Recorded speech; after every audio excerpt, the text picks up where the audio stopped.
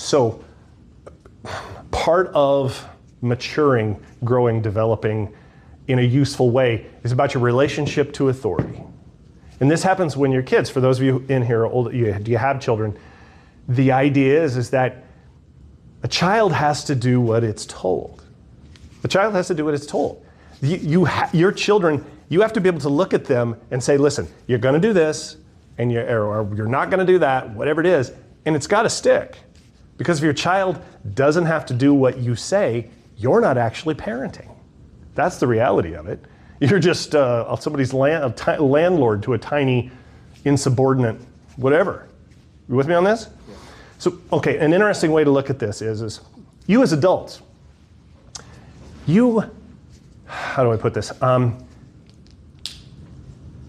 If you can't follow directions as who you are now, if you can't, at work or at school or whatever else you do, whatever you might be involved in, if you can't follow directions, like someone says, listen, you have to do this, this, and this, and this, and this, and not just right now, it's got to be ongoing. If you can't follow directions, you're not capable of learning independently. Think about that.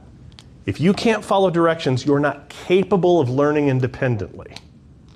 Which is what children, they're not capable of learning independently. You're not. Because the way if someone in authority, if someone, a teacher, a trainer, whatever the case is,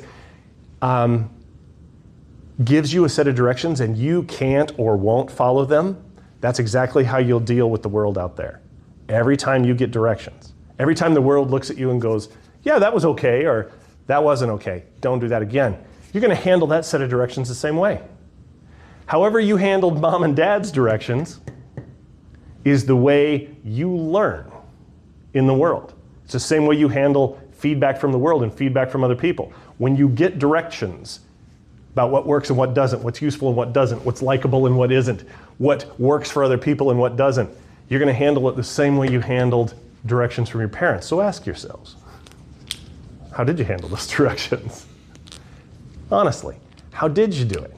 Because that's the same way you're doing things now, unless or until you interrupt and change that. And you can do that, but you got to be able to see it before you can then change it. Does that make sense? Yeah. Yeah. Cool.